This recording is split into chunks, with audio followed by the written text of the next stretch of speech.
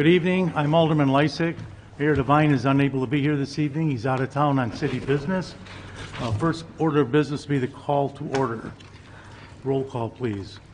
Alderperson Weigel. Here. Grisham. Here. Haas. Here. Heen. Here. Lysick. Here is acting mayor.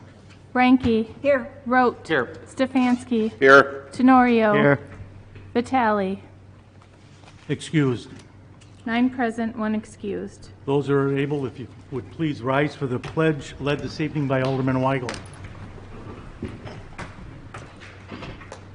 I pledge allegiance to the flag of the United States of America and to the republic for which it stands, one nation, under God, indivisible, with liberty and justice for all.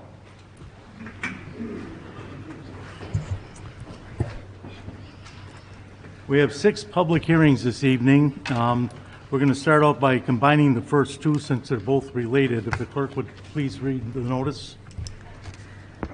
Ordinance to repeal and recreate the zoning code and an ordinance to repeal and recreate the city zoning map. Our planning department will be in charge of making the presentation. All right, thank you, Alderman Lysick. My name is Zach Roeder. I'm a planner with the city's planning and zoning office. So we'll be combining both of the city zoning ordinance and zoning map. We'll be considering those at the same time here. Just some background, some of the key things that informed our zoning code update. We had 3 overall objectives that we wanted to accomplish with this update. First off, make the code easier to use.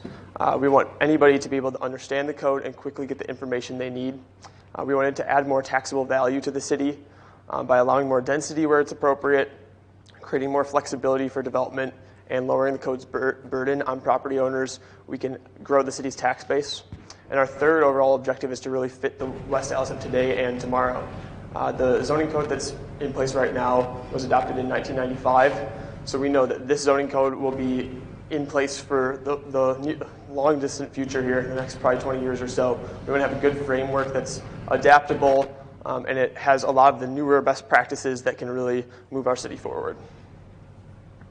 So before getting into the details of the zoning code update, we wanted to share some of our public input we had from an online survey that the Planning and Zoning Office had open for a month. We had a great response rate, 195 responses. 171 of those were residents from the city of West Allis. We also had about a dozen business owners, property owners, and developers, and then a handful of visitors. We had a wide range of ages that responded to the survey, everything from kids in high school up to senior citizens. Over half of the respondents were 40 or older.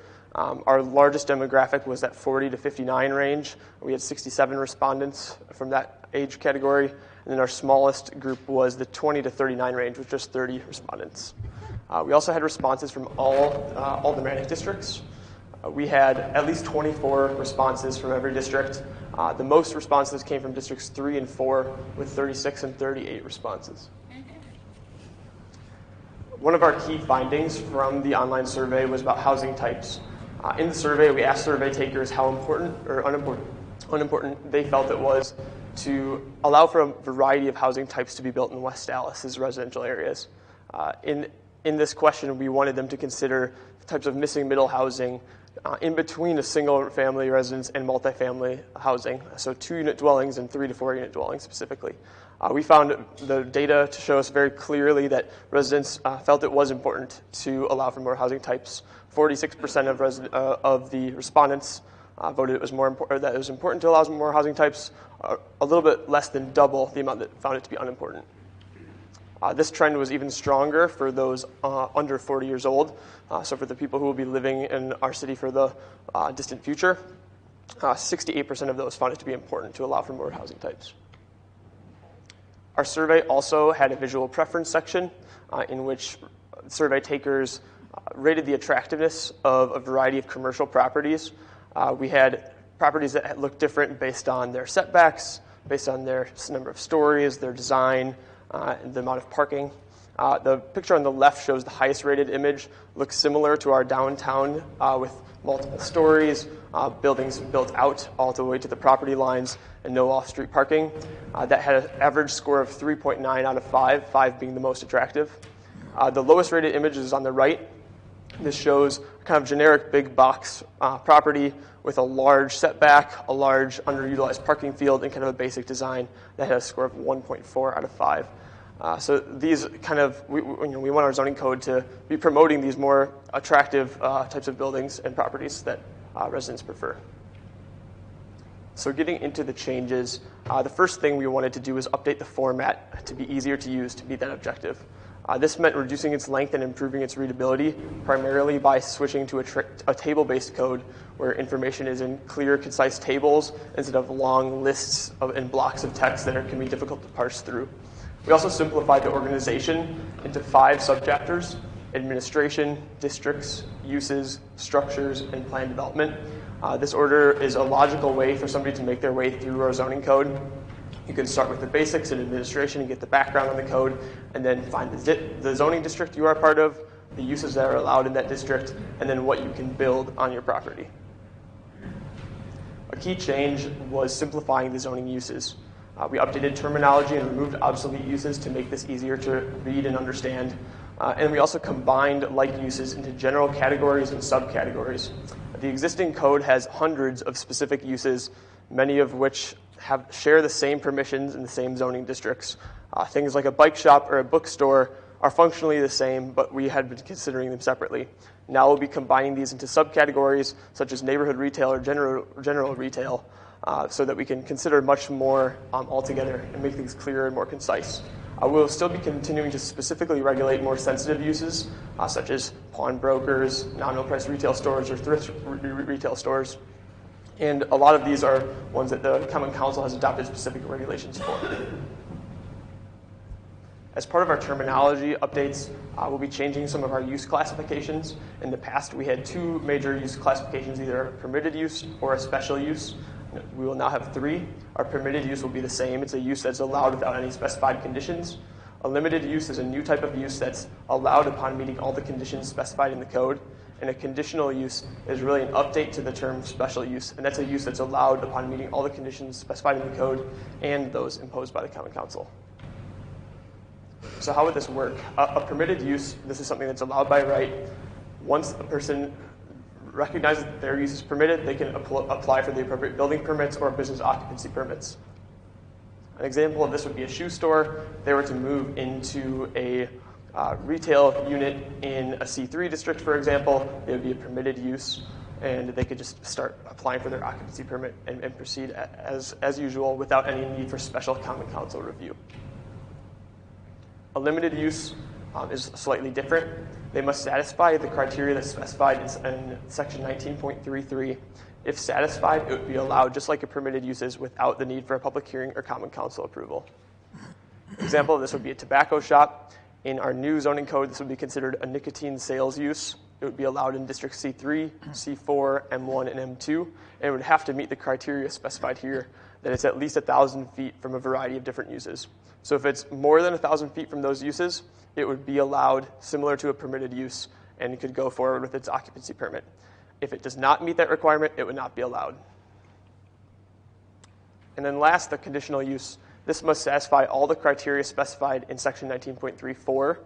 If it does satisfy the criteria, it must obtain a conditional use permit, and so it must go through a public hearing and Common Council approval process. It also must agree to satisfy or satisfy all the conditions imposed by the council. An example of this would be a check cashing business. This would be considered a payday lender use in the new zoning code. It would be allowed as a conditional use in districts C4, M1, and M2, and it must meet this criteria that's at least 3,500 feet from any other payday lender. So if it is within 3,500 feet of any other payday lender, it would not be allowed. If it's further than 3,500 feet, it would be allowed, but it would have to go through that conditional use process and that Common Council public hearing. Several key changes that we're proposing for uses are as follows. 2-unit dwellings is one thing that we have considered at the Safety and Development Committee back in February. In our proposed zoning code update, we would be allowing this as a permitted use in RA3 instead of a limited use, which it currently is. This is intended to allow more kind of free market choices in the housing market, allow people to locate in more neighborhoods, and would also make a number of existing duplexes a conforming use in the RA3 district. Especially with the response from residents in the survey, we felt this was important to include. Another change would be restaurants. Small restaurants, less than 2,000 square feet, would be allowed as a permitted use instead of a conditional use as they are right now. The goal of this is to reduce regulatory burdens for small businesses that have to go through these extra steps with extra time and spend more money to open a business that typically doesn't have a huge impact on the neighborhood. It's important to note that these small restaurants would still require an occupancy permit and inspections if it was moving into a building with a drive-through also. That would require a conditional use process for that as well. So a small business would still need to get that if it has a drive-through.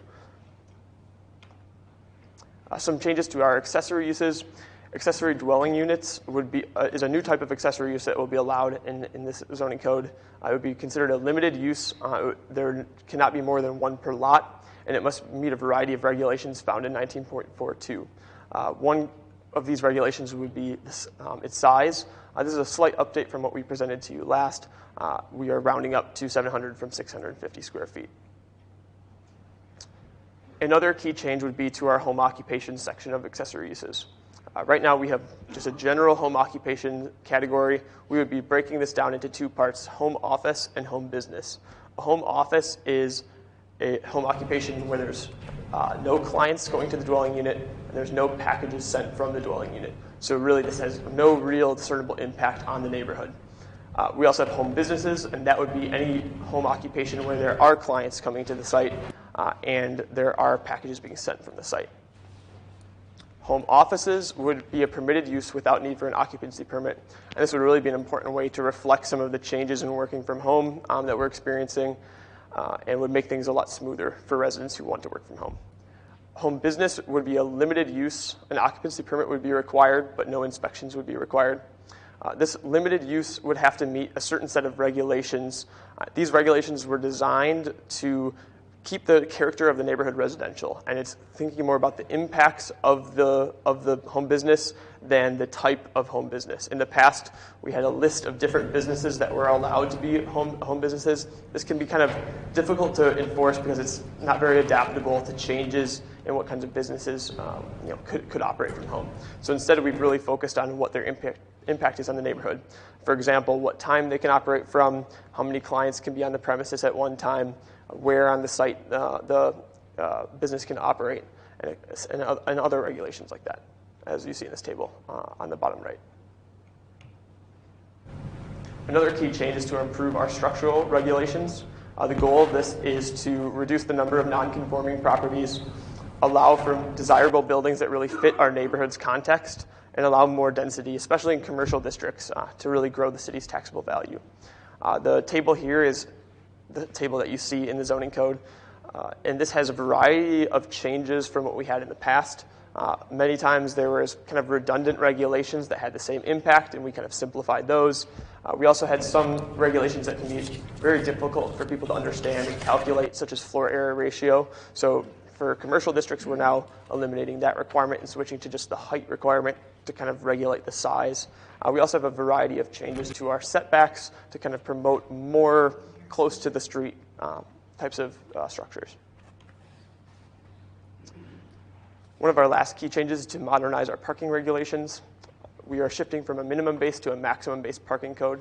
The existing code is minimum-based, so that means that we have a number of parking spaces that a business must have at least that many. So we're essentially requiring extra waste of space. We're saying you must have more spaces than you would need at your peak time.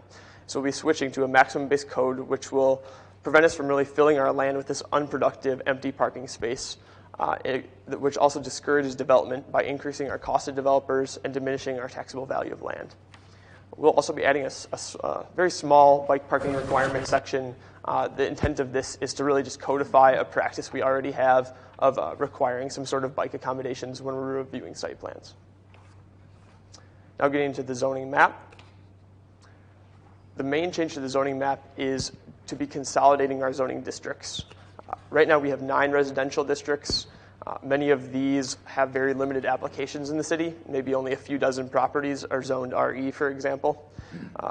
we also have several of these districts sharing very similar regulations, very similar uses that are allowed there. So we're going to be consolidating these to make things more simple, more clear for our residents. We're also going to be combining the overlay districts into a single district because these are always an individualized kind of case. So it makes most sense to just have a single district to cover overlay districts. So here is the proposed zoning map. You'll notice that there's not any changes other than those consolidations. You'll also notice that there are some changes from other ordinances that have been now reflected in this map compared to the map that we had previously. So in summary, back in January, we originally introduced this to the Safety and Development Committee and our Planning Commission. In early February, the Safety and Development Committee held a productive meeting where we discussed a lot of the details in depth. Afterwards, an online survey was released to the public, and a separate survey was released to Common Council members. In late February, Plan Commission voted on both the ordinance and the map, and they recommend adoption for both. And then today is the public hearing Common Council vote. We have published via Class 2 notice. Staff recommends adoption for both the ordinance and the map, and there have been no objections to date. Thank you. Thank you, Mr. Roeder. Are there any questions regarding this from any of the members of the Common Council? Alderman Lysak? Alderwoman Keene. Grisham, pardon me. Grisham, that's okay. Zach, thank you for the presentation. I just had a question. Can you clarify a bit more on the home business regulations?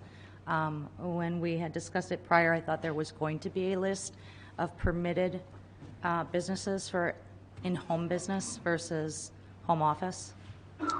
Yes, so we, I think after we talked last, we released that survey to the Common Council members, and at that point we kind of clarified what those were, and we had more votes in favor of this version than in favor of a sort of a use-based version. So we wanted to proceed with looking at the regulations for how is a business going to impact the neighborhood and its residential character versus identifying specific businesses, which can could lead to some complications with exactly how our business is changing over time, what types of things can actually be allowed. So this list here shows the set of 8 regulations that we're going to have that will govern how a home business, how that would be allowed or not in the Okay, thank you. I just want to reiterate to the council and put on record that one of my concerns was businesses that are in brick and mortars as of now, such as nail salons, hair salons, dog groomers. We are all regulated and have to follow the compliances of all 5 departments of occupancy and inspection. And if we're allowing this in the home, and I know that you guys have the fortitude to decide what businesses are approved or not, that is concerning to me. Because, as I said, brick and mortars have to go through that process and inspections. And I think if that is going to be permitted, that you take that into consideration. Thank you. Are there any other questions from members of the council? Alderperson Lysak. Alderman Weigel. Zach, I know we've had lots of conversations on this, but this question just struck me about small restaurants being classified now as a permitted use. What about their hours of operation? So are we putting a limit at it? If it says, say, if they want to be open 24 hours a day, then it becomes the new conditional or special use? Is there a time of day restriction on these permitted uses? Yeah, thank you, Alderman Weigel. So we would not have a specific regulation for that in the zoning code. However, the business occupancy applications and that permitting process would still kind of govern their hours of operation. So that could still be something that the Planning and Zoning Office has some say over in our approval of the hours of operation. One thing that we're looking into is drafting kind of an internal set of design and review standards, and that could be something that would be added so that we are have it in our adopted language that this is something that we would be considering during our review process of things like occupancy applications. That if a restaurant is going to be open 24 hours or something, then we would be able to maybe take that to Planning Commission or have some sort of other influence in that kind of decision. So you say that's something we're going to add to the process. So I guess I'm expecting it's possible that this new zoning ordinance passes tonight, and if someone came in tomorrow or after the mayor or acting mayor signs it and it's published and So we're going to expect somebody in the zoning office to look at it and decide whether that restaurant at a certain location is allowed to be open 24/7? Yes, so in the occupancy permit application right now, we have the planning and zoning office has a review. Yeah, as they have part to of put that. their hours up, essentially their business plan in the Yeah, code. that's correct. But I guess I'd like to see a little more oversight on that with maybe Okay. some sort of rule. If they want to be open past 10 p.m., then at least it triggers further discussion. And I guess this would probably apply to any of these permitted use businesses. That's correct, right? Yeah, that's correct.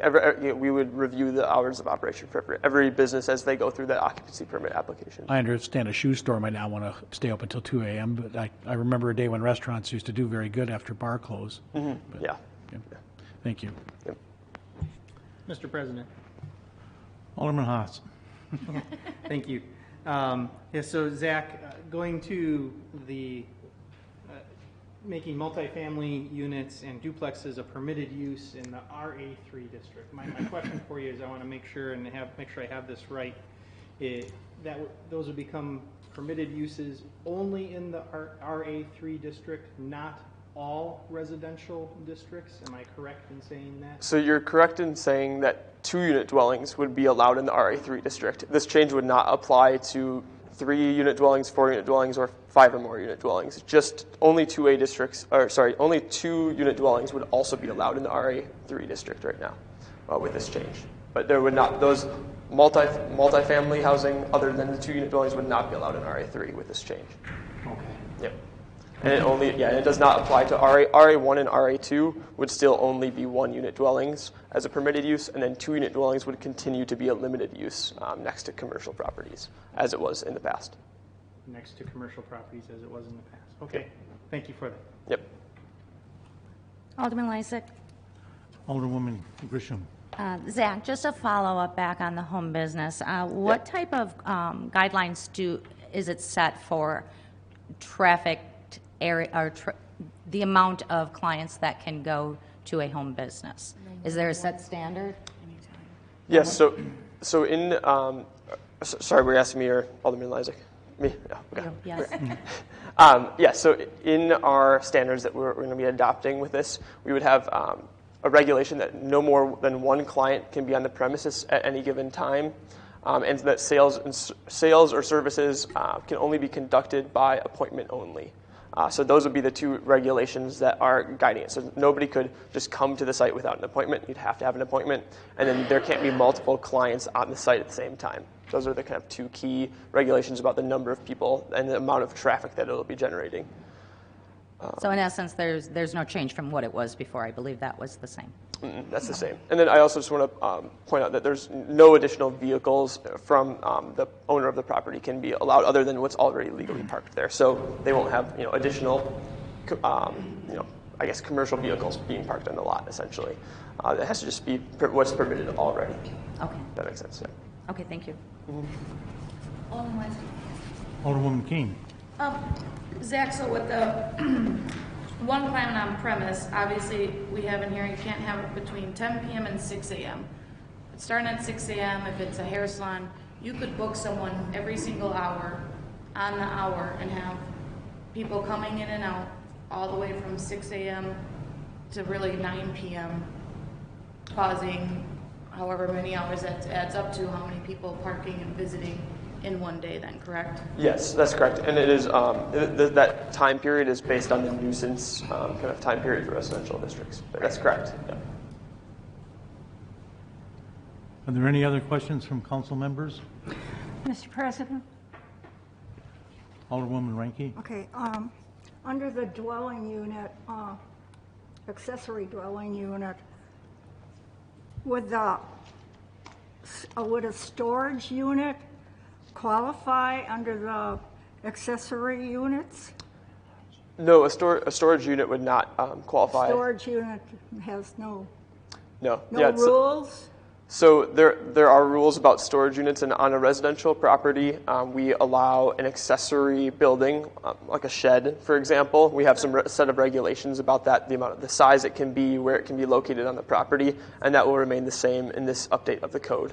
There won't be any changes to that part of it. So that would still be the same. What types of accessory storage would be allowed at a property? I see. Thank you. Yep. All right, Mr. President. Alderman Haas. Well, that leads to a question for me, Zach. All right, so in the past, we've always allowed up to 3 in your backyard, that being a shed, a gazebo, and what's the third type of thing? A garage. I A garage, oh, of course, a garage. Yeah. Thank you. You can have up to 3. Okay, now an accessory dwelling unit, that's something different. Does that mean you can have the shed, gazebo, and garage and an accessory dwelling unit for a total of 4 then? Yeah, that's a good question. So in the past, we had I guess the number of them wasn't specifically regulated. However, the size was for each, and there is also a lot coverage requirement, so that you can't have typically more than 40% of a property cannot have building on it. In the RB district, that's going to be 60%, and in the RA3, it'll be 50%. So there's this kind of different numbers, but that lot coverage requirement is the main thing governing this. So the amount of built space is limited on properties, and then each type of a garage, an accessory dwelling unit, and an accessory building, they also all have their own individual size requirements. So I believe accessory building is, I think, 150 square feet for other types of accessory buildings. So you could have 2 small sheds that are maybe 75 square feet each, but you can't have more than 150 square feet total of that kind of a building. So those are the kind of regulations that govern that still. Okay, thank you. Yep. Are there any further questions from the council? Seeing none, any members of the public that would like to speak to this issue, please take the microphone, state your name and address, and make your comments to the council, please.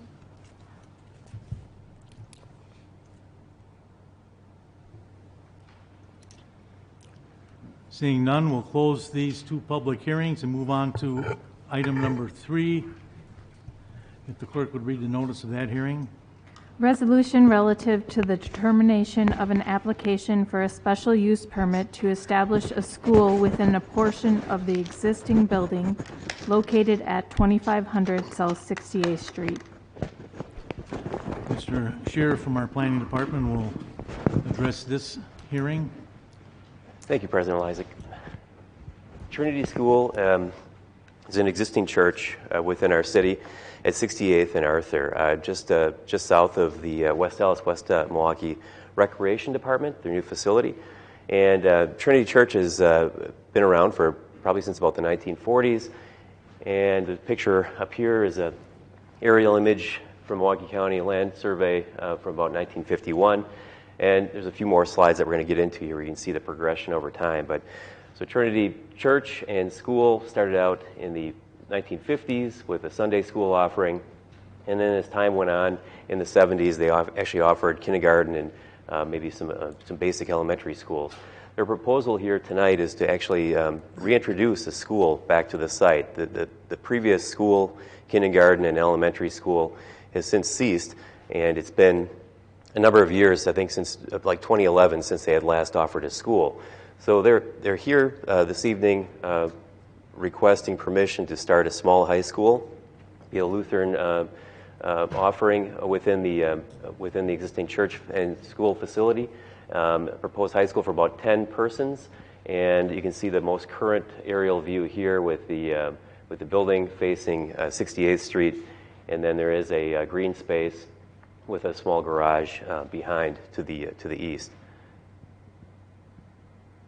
So schools are considered special uses within our zoning ordinance, and this is just a basic layout of the area within the building itself, of where the school, Sunday school, as well as an elementary school used to be, and where they were going to reintroduce the high school within the building. So roughly about 6,500 square feet on both the ground floor and the first level. This is the view from this is a view from Arthur Street, looking to the south. And this door here and corridor into the building is here approximately. The church would still remain in service, as well as the hall area. The school is really just being reintroduced to the property. So 10 students to start, and they hope to grow to up to 50 students. Again, it's not going to be a large format type of high school like Central High School or Nathan Hale. This is a much smaller offering. And they're not proposing any alterations at this time to the building whatsoever. They are proposing a small refuse enclosure behind the building and some fence repairs to that playground, or actually the green space behind the building. They are not going to be offering busing. Students will be dropped off, or ones that are old enough and have a driver's license will drive to the site and park on City Street. They hope to open, I should have mentioned, they hope to open in the fall of 2023. So it's not this fall, but the fall of 2023. So it's a ways out, but they're doing their due diligence, and they want to get their use before the city for consideration. And this just is an overlay of the rough area of those classrooms within the building, looking at the bird's eye view. So Planning Commission has reviewed this on February 23rd, and they've recommended approval. There were a couple recommendations which the church is addressing in terms of refuse enclosure and fence repairs along that alley behind the building. We have received no complaints to date, and staff is recommending approval. Thank you. Thank you, Mr. Scheer. Are there any questions from members of the Common Council? Mr. President, Alderperson Ranke. by looking at the slides or whatever, is there an area set aside for outdoor activities like playground? Well, yeah, they do have a green space behind the building for, I guess, an outdoor pursuits. If to maybe sit outside, have a cup of coffee or a soft drink, maybe enjoy your lunch on a nicer day. But the West Dallas, West Milwaukee's school district, the rec department across the street, will actually be partnering with Trinity to offer, indoor use of their, basketball court, running track, walking track for, more of the recreational phy-ed types of things. So you would use their area? Trinity would have an agreement with the rec department to utilize the new facility just to the north. Yeah. What age students are they considering? High school, freshmen through senior year, so probably 14 to 15 year up to 17 years old. Thank you. Are there any other questions from members of the council? Hearing none. Anybody from the audience can step up to the microphone, state your name and address. Excuse me. Comment on this matter.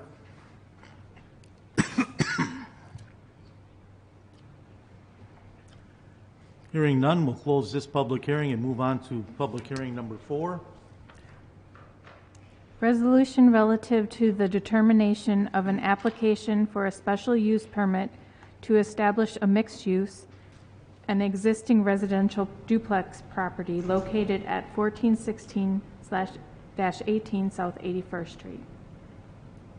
Mr. Scheer? Thank you, President Lysak. So this is an existing duplex property owned by Paul and Christine Budiak, who also own Paulie's Pub immediately to the north of this property. The Paulie's Pub property, as well as this duplex property, are zoned C2 neighborhood commercial, and the applicants intend to use this separate property. So they're separated properties, the pub being one property and the duplex being another. They intend to use the duplex property in a manner that's accessory or connected to the pub property for a tent and a stage, for live music acts. During the summer, they often have outdoor events, bands that come and perform for an audience. The pub property also has is a licensed premise as a tavern, and they are actually applying this evening as well for an outdoor extension of premise of their Class B license. So they have the Paulie's Pub property, which is the bar, as well as the outdoor extension of premise, and then the stage and the tent would be on the duplex property. So from a zoning standpoint, they're looking to comply with the zoning, and that's the term mixed use, to have an accessory tent and stage structure which truly serves the bar property, but is located on a residential duplex property, which happens to be zoned commercial. So this is an overview of aerial view of the proposal. You've got the Pauley's Pub property in the upper portion right along Greenfield Avenue. And then along 81st Street, you've got the duplex just immediately south of Pauley's Pub, and the tent and the stage in blue, the rough location between the duplex and the existing garage on the site. There are other options, of course, which have been explored with the applicant and alders of the district, I guess ranging from easy to more difficult, I guess, or costly. But in terms of one option would be to simply relocate the tent and stage to the licensed premise property of Pauley's Pub. Option B would be what we're here tonight proposing, is the special use process. And option C would be a little bit more invasive, tearing down the duplex and then combining the two properties into one, thereby making a larger licensed premise for Pauley's Pub. So the applicant is pursuing option B with a special use, and the proposed schedule that's been submitted to the city indicates roughly about 30 dates. It may be hard to see here, but there are some that are highlighted in yellow, and those are not going to be, they're not going to have an outdoor band on those nights. So it's really 30 events, and the stronger, more bolded circles here are Mondays, Memorial Day, 4th of July, and then Labor Day events.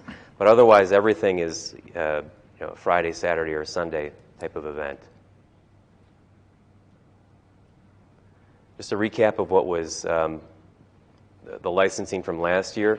In 2021, the council had approved the license between May and September, and granted basically 4 weekly events between 10 a.m. and 10 p.m. The applicant actually volunteered and actually performed less than that with 3 events per week. And the council had actually, through the licensing process, imposed sound level measurements of equal to or under 100 decibels at 100 feet away. The health department had tested that on occasion, and I don't believe that there were excess sound readings of those events where they were measured. And then there were also 3 porta potties on site, one of which was accessible with a hand wash station. There have been some site improvements since last year. This is an older picture on the bottom, but the garage has been resided. There has been a new fence installed, which starts more or less behind that garage and then runs south to the field trip property. And then they are planning the installation of, the tent and stage in the duplex property.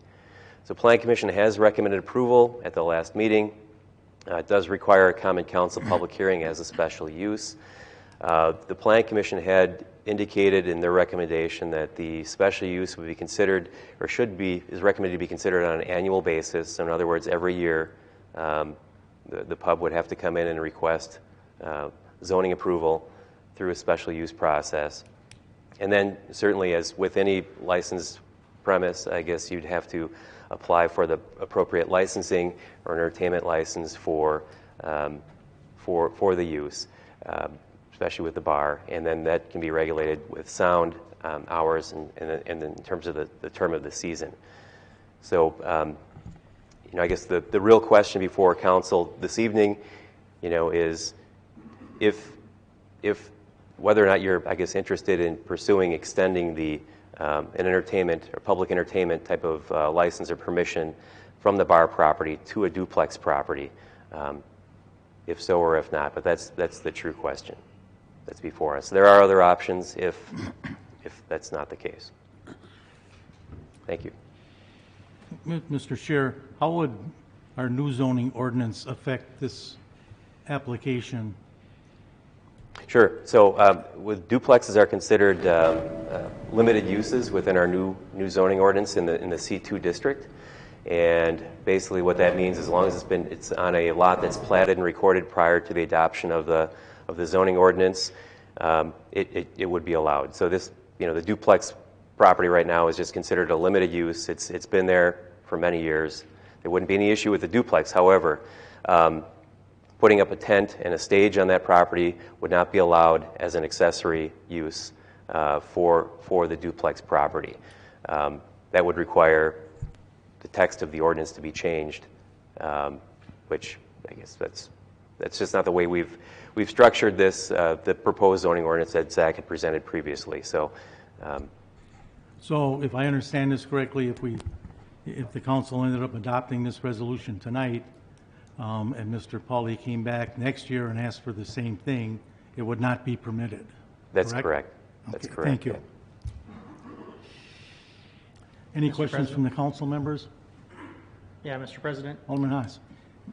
Steve, I'd like you to explain the bottom part of this slide. Notice of hearing was mailed to 33 properties, all within a 200-foot radius. Am I correct with that? That's correct, yes. And so all those people were aware of this hearing here tonight? Yeah. Okay. Thank you. Council President. Alderman Weigel. Steve, could you go back to that time, the couple slides back where you had the times, you had the concert dates listed and the Sure. times? All right. Now, the purpose of this hearing right now is about the zoning change. The management of any dates or times would be restricted via the licensing of the premises extension, correct? Correct, right. Okay. So that time management isn't part of this conversation right here, but that's going to be a question for the License and Health Committee. Correct, yeah. So I did sort of blend a little bit of zoning along with licensing, but I kind of wanted to give the overall I understand. comprehensive look, Yep. given the items on council tonight. I just wanted to make sure that we understood. And honestly, I mean, we had a couple of neighbors upset at the beginning. I think last year went very well. For the most part, it seems like it wraps up. I'm trying to read that. I don't think my glasses are going to help. Is it the latest it goes to is till 10 p.m.? Yes, I think I've got that in a. Yeah, 10 p.m. So Fridays 6 p.m. to Fridays 6 p.m. to 10 p.m. Saturdays 4 to 8 p.m.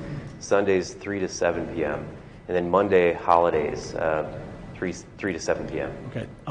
And I will say this, that the Boudiaks run a very good establishment there. I'm out of the neighborhood weekend mornings quite often, year-round, and I will say that they do a very good job of keeping their property clean, if that helps. Thank you. Are there any other questions from the common council? If not, any members of the public that would like to address this issue, please take the podium and state your name and address.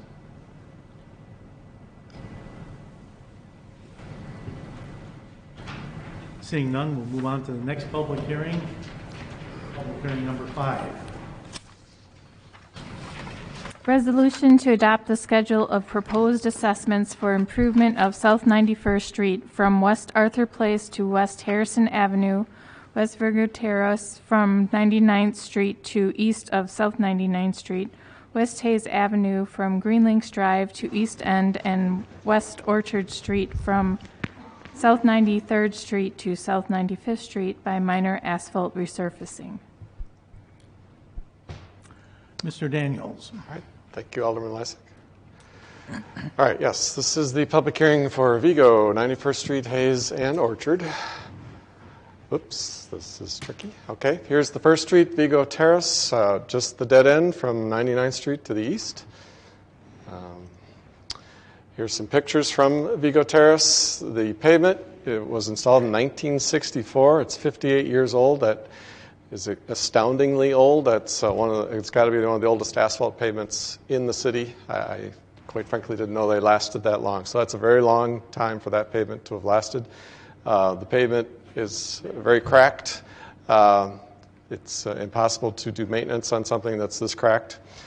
So that's Vigo. Here is 91st Street from Arthur to Harrison. This pavement is in horrible condition. It was paved in 1981, so it's 41 years old, which is also a very long time for an asphalt pavement to last. The next street is Hayes Avenue from Green Links to the east. This was installed in 1971, and then the cul-de-sac in the end was installed in 1978, so that also is 44 to 51 years old. Badly cracked. That is far longer than you would expect an asphalt pavement to last, which is 25 to 30 years. And then the last street is Orchard Street from 93rd to 95th.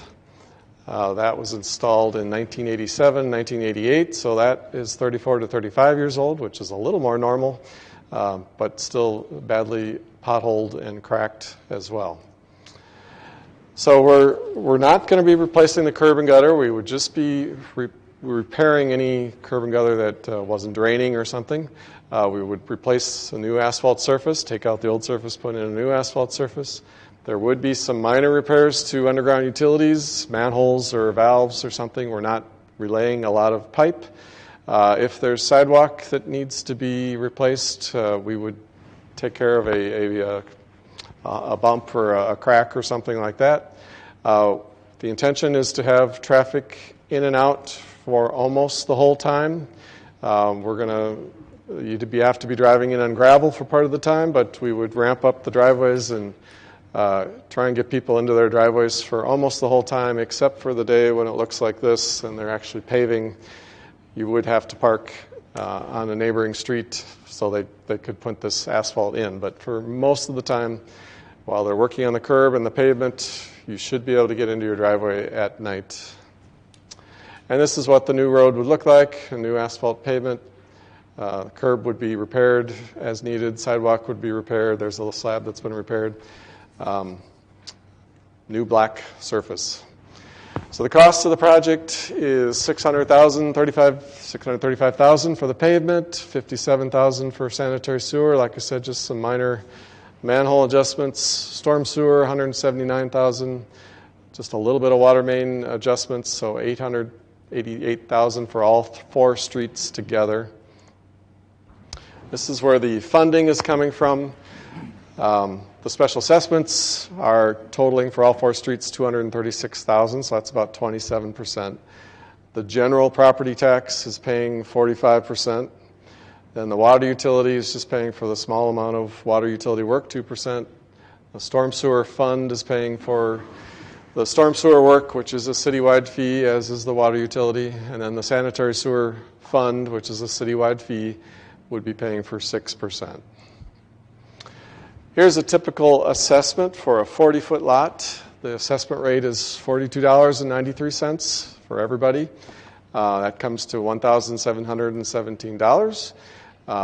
It's important to point out that the bills would not be mailed out until March of 2023, not 2022, but 2023. And if you choose one of our payment plans, you actually wouldn't get your first installment until December of 2023, so that's about 21 months from now, almost 2 years from now. Like I said, there are options. You could pay it off as a lump sum, or you could go on the 5-year plan or the 10-year plan. There is a 4% interest charge. The reason being is that we borrow the funds to pay for this, and the city is merely passing along the interest that we are paying to the municipal bondholders. We're not making a profit off of that interest. But if you chose the 10-year plan for this scenario here, it would only be $240 for the whole year, or about $20 a month. And then the 10th year would be $179 for the whole year, or about $15 per month. I just want to point out there are some larger lots on Hayes and on Vigo. Hayes has lots, I think, as large as 100 feet. Vigo Terrace has 60-foot lots. Using our front footage method, it does account for that. So the city does have to pay more to have a longer pavement and a longer water main and a longer sanitary sewer for a large lot to service a large lot. So it's 2 to 3 times more than the rest of the city. So the special assessments based on front footage are ensuring that the people on a 30-foot lot aren't paying more than their fair share, and the people on a 60 to 100-foot lot aren't paying less than their fair share. So it's all, you get what you pay for. If you want to have a large lot, it does cost the city more to service that large lot. Why do we even special assess? We have been doing it for at least 110 years. In the past, the residents actually paid 100% of the cost of the street, but like I said, in this case, it's only 27%. The assessment rate of $42.93 is the same for anyone in the city, any of these 4 streets or any other street. It doesn't matter how high the traffic volumes are or how high the actual bid prices are. You will pay $42.93, just like everybody else in the city. Everyone's treated equally. And this method of special assessments has been around for over 100 years. It is in state law. It has been held up. It has been held up as a fair method in hundreds of court cases in the state. So it has stood the test of time. Special assessments are also the only way to ensure that tax-exempt schools, churches, charities, hospitals, county parks all pay their fair share. No one is exempt from special assessments, even though there are 430 properties in the city that don't pay any property taxes. Those are all the colored lots that you see here. And then businesses and corporations pay a higher rate. I don't believe there are any, there might be 1 or 2 on these streets, but they would be paying $53 to $64 per foot because they have more traffic. So here's kind of the tentative schedule. We would hope to start advertising for bids on April 22nd. We would hope to open the bids on May 11th. The city doesn't get to pick the contractor. It will be the low bidder according to state law. Then the council would award it about May 17th. And assuming there's no utility work, we could get underway in June. There are 4 streets. They won't probably all occur at the same time. They'll probably be spaced out. So the contractor will get to decide a little bit what order they go in, and we'll let you know which street is starting first. But we would hope that all 4 streets would be done by September. And the best way to find out the schedule and when things are happening is to sign up for our construction and progress reports, which is on our website. It's about the 10th one down. We send out a weekly email with progress and schedule and who to call and who the contractor is and all that information that you can reference there. So that is the best way to find out what's happening on your project. And with that, I'll entertain any questions. Thank you, Mr. Daniels. Are there any questions from members of the council? President Lysick. Pete, I don't think you have the answer, but I'll ask it anyways. What is the price of oil going to have to do with this project? It could raise the price of asphalt. Everybody's just locked in on their Yeah, $42.93. It won't change your assessment, but it will cost the city more if based on the bid prices. Yeah. Thank you. Any other questions from the council? Not. Are there any members of the audience that would like to speak to this issue? Please take the podium. State your name and address. Thank you, Mr. President. My name is Gregory Schmidt. I live on Hayes Avenue. Hi, Pete. Hello. Thanks. So I had some similar questions about cost overruns and prices. So with the current economic situation with oil and other factors, with your estimate and the actual bid prices, my question was probably answered. Is that going to be coming on our special assessments? No. Any changes? No. You are locked in at $42.93 per foot, guaranteed. Good. So then the other issues, then the cost won't affect us, but may the city. Knowing my street, it appears there's some subgrade issues. There may be issues of undercuts, more materials. We can see the storm sewer profile through the pavement. There may be, I don't know what's planned there, but there could be some significant changes to that storm sewer lines or subgrade issues. We will be beefing up the subgrade. I guess we're not going to completely, since it's just a resurface. We're not going to, we're not starting from scratch. We're keeping the curb, so we are going to, there's probably not a lot of gravel left under there. Mm-hmm. I mean, given the age and how they used to do things. We will be beefing up the gravel underneath the street, so we will be undercutting a little bit and putting some gravel in, and probably having geotests, test the asphalt. So very good. I'm very concerned about high quality materials and making sure that works well. Then my last question would be the scheduling. So liquidated damages, I know historically the city hasn't used that, but there have been some serious delays. We'll have a deadline we'll have a number of working days for each of the 4. It'll probably take less than a month to do each one of the 4. And we haven't finished designing them yet, but I mean, we will have a working day deadline. Once they start, they'll have 25 days to finish Hayes Avenue. Once they start Vigo, they'll have 25 days to finish Vigo. So each one will have its own deadline once they start. If we give them the flexibility of working between June and September, we get a better price. So we're not, dictating it has to be done from June 15th through July 15th. But once we know what their schedule is, we will send you a letter and let you know. But we're trying to be a little bit flexible so that they can work it into their schedule, and that always reduces the price when we're somewhat flexible. So, and I don't know the order. We do want to maybe put off Orchard Street until the last, but I guess I don't have a strong opinion about the other 3 if they want to do them in a certain order. I don't know of any reason why we wouldn't allow that, just so that once they start a street, they'll have 25 days and they'll be done, and there'll be a penalty. There'll be a liquidated damage at the end of that 25 days or whatever. Good. And then my last comment, there are several houses that their sump pumps drain and come out over the curb and gutter and spread into the pavement. So 2 issues. One, it's just kind of a nuisance, and in the wintertime it freezes and makes a lot of ice. But also that water gets into the pavement. We know that's one of the major reasons for pavement failures and subgrade distress. So is there any thought of trying to minimize that or pipe the sump pump discharges into the storm sewer?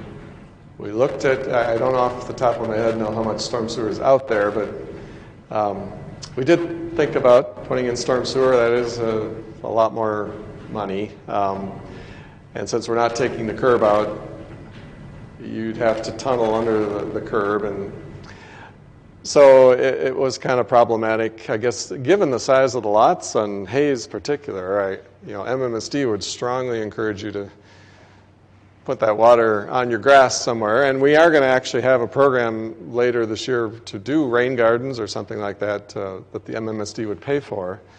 So I guess that would be our preferred option rather than putting in more storm sewer, especially given the size of those lots. So no, we weren't planning to put in a bunch more sewer on this type of a project. Okay. Thank you. Mm-hmm. Thank you, sir, for your comments. Good evening. I'm Michael Robinson. I live at 12005 West Hayes. So several concerns with this project, just overwhelming with the cost seeming really high for what is titled as minor resurfacing. We have, trying to speak for other peoples on my road, where we have retired persons that live on our road that are probably on a fixed income, and then we're talking about doing this in an economy during a pandemic where money for everything is getting stretched really thin for a lot of people. So special assessments for road projects in surrounding communities, whether it's New Berlin or Elm Grove, Brookfield, using special assessment money is not common practice in surrounding communities, so using it here seems inappropriate. Other concerns that I have are if we're getting bids from several companies, if the figuring out the total cost of the project depending on the bidder hasn't been set, yet having a fixed price for the landowners, if the city finds itself saving money by going with a low bidder and the landowners are paying a fixed price for that, if the city saves money on this project, does that go back to, do the landowners get money back on that? Further, if we're waiting 30 plus years, as you've described in some of these roads, since it's been repaved, some of these are 30, 40 more years old, and we've been waiting that long between resurfacing, why has the city not planned for this ahead of time and save tax money in budgeting year after year after year to go towards these types of projects instead of throwing it all at the landowners all at once, all in 1 year. Further, the city of West Allis received approximately $2.6 million from the Wisconsin State General Transportation Aid Fund in 2021, and already approximately $641,000 in 2022 from the state of Wisconsin for road surface projects. I didn't see any of that in the budget breakdown for this project. I also didn't see any money that's given to the city of West Allis from the Wisconsin Local Roads Improvement Program under state chapter Transportation 206 in the budgeting breakdown for this project as well. So those are the issues I have. If you need me to break those down one by one for you to address them, I can. Yeah, that was a lot. I'll start with the end. The LRIP, the Local Road Improvement Program, we do get a small amount of money. Whenever we get federal or $41,000 for this year alone, or it's only March, and the city's already received $641,000 from the state. So that's not a small amount of money. We always charge the same though. National, we got a large amount of money from the feds. The residents always pay the same. Everyone is treated equally. It doesn't matter if there's federal funding. In this case, 27% is all that the residents are paying. So there's no danger of, we're not going to make a profit. If that were to ever happen, we would refund money. We're not going to make a profit off of the special assessment. But in this case, we're only taking in 27% of the cost for the special assessment. In the old days, we did collect 100%, and we would have given a refund if the bids came in low. But even when we get federal money, we've never really been in danger of making a profit off, if that's what you're saying. My point was, in your cost breakdown, you didn't address the monies that the state or the city receives from the state. There was no in your pie chart, there was nothing from the General State Transportation Aid, and there was nothing from the Wisconsin Local Roads Improvement Program in there that would help us prevent from having to do a special assessment that none of the surrounding communities do. Well, we're trying to treat everyone equally. So we don't want to have some projects that are special assessed and some that aren't.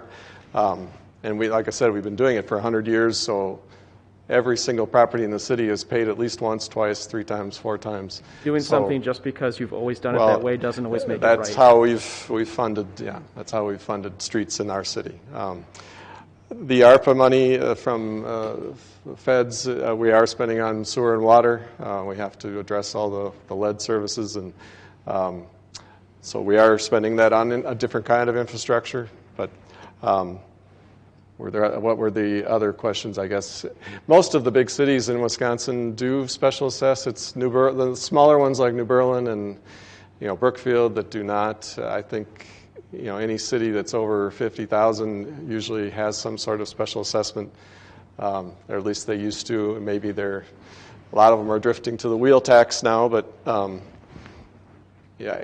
Milwaukee does. Wauwatosa, Waukesha, Wausau, all the bigger medium-sized cities, La Crosse, Eau Claire, Green Bay, they all do, Racine, Kenosha, they all special assess as well. So it's usually the bigger cities that are using special assessments. It is very common in the larger cities, not so much in the smaller cities, yes. Okay. The last part I'd like the council to just think about is if we do allow this project to go forward at the prices that it's currently recommending, that if we do allow to amortize it over many years in property taxes, to strike the interest rate, that just be kind to the taxpayers in a poor economy. Thank you. Thank you for your comments. Is there anyone else who would like to address the council on this matter?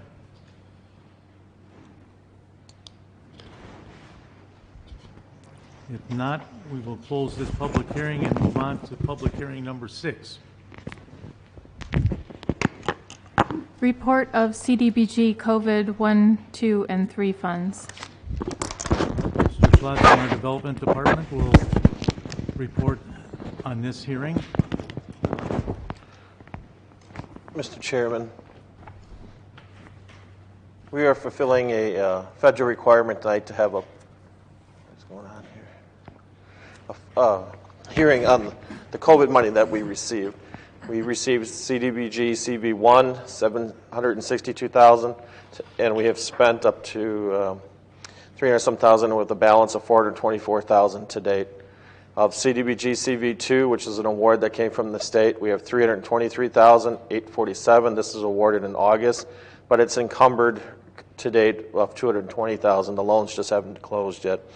And we have CDBG CV3 funds, which has expended pretty much their entire balance.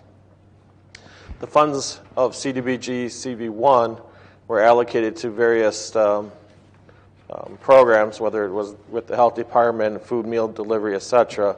And you can see the balances on those particular activities.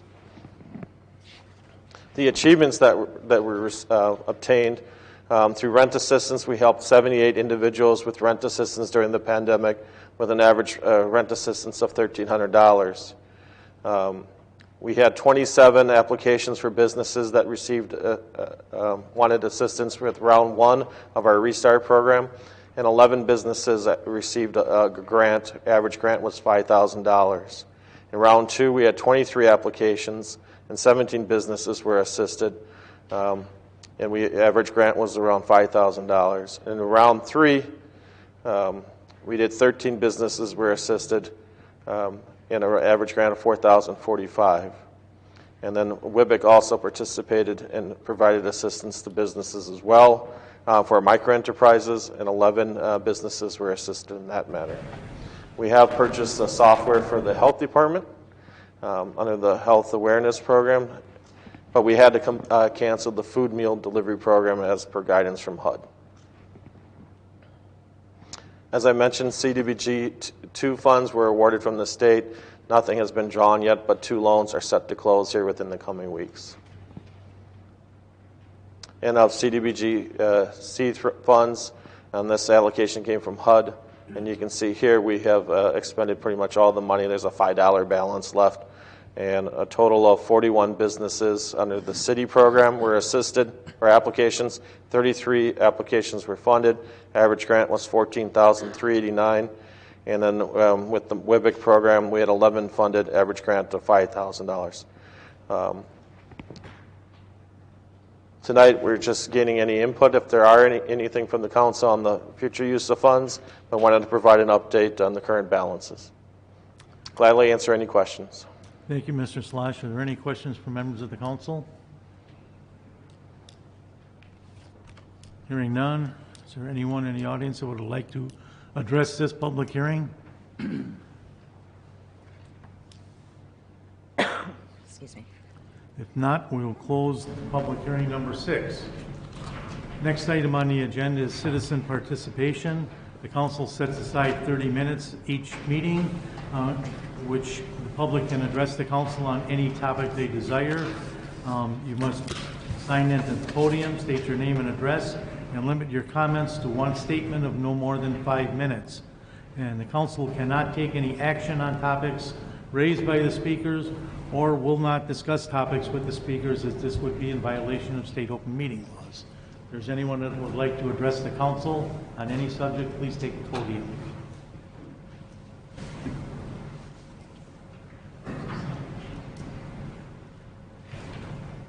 Good evening. My name is Noah Lee. I live at 3620 South Loretta Lane in New Berlin. I'm the president of the school board for the West Allis-West School District, and I'm here this evening to speak about the proposed referendum that will be on the ballot April 5th. By now, I would expect that all council members would be aware of the referendum and the extensive process that the district has undergone, bringing us to the decision to ask the community for support. However, social media posts and comments lead me to believe that there are still misconceptions among constituents and some common council members alike. So briefly, the district is asking the community to support a referendum that would combine West Allis Central and Nathan Hale High Schools into one combined school that would be located at the Nathan Hale site.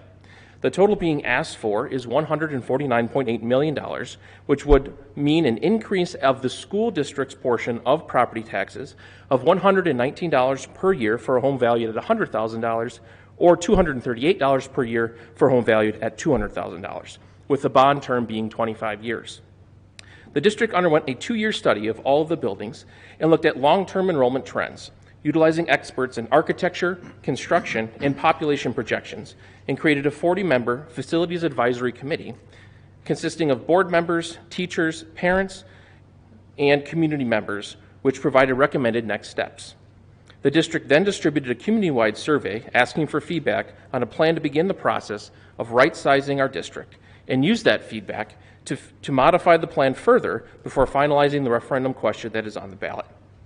Additionally, there are 3 community information sessions left that are open to the public to be able to learn about the referendum.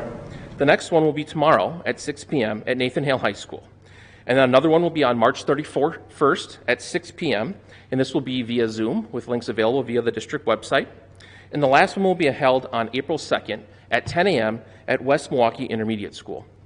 In addition, you can find information about the referendum by going to the district website, where a frequently asked questions section can be found. You can also submit questions that you cannot find an answer for directly to the email address, which is wawmfacilityplanning@wawmsd.org. An informational mailer has also been sent to every household in the district, and another one will be sent the last week of March. Whether you are for or against the referendum, I just want to make sure that each voter is an informed voter. I would ask the Common Council members to help prevent the spread of misinformation about the referendum by directing people to the information sources I've mentioned previously, or inquiries can be sent directly to me, and I'd be happy to help in any way that I can. The district understands and appreciates that this is not a small ask of our community, but due to the age of our buildings, projected enrollment, and the fiscal challenges ahead, this is a needed step to start the process of updating and right-sizing our district so we are better positioned educationally and fiscally for many years to come. Thank you very much. Thank you for your comments. Is there anyone else who would like to address the council?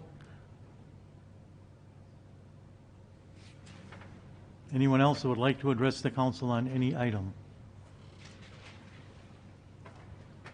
Sir? Hi, my name is Yos Patel. I submitted an application for a Class A full liquor license. I got a notice to Sign in, put your name and address, please. I already did, sir. Oh, you did? Thank you. I thought it was a sign-in Thank you. sheet, so I did it in the beginning. Yeah, good. So I submitted a Class A full liquor license application. I got a notice to appear today. Oh, that'll be during recess in room 128. Okay. Just before you come in. During recess, the License and Health Committee will be meeting then. Sounds It'll good. just be in a little while. Okay, no problem. Thank you. Anyone else care to address the council?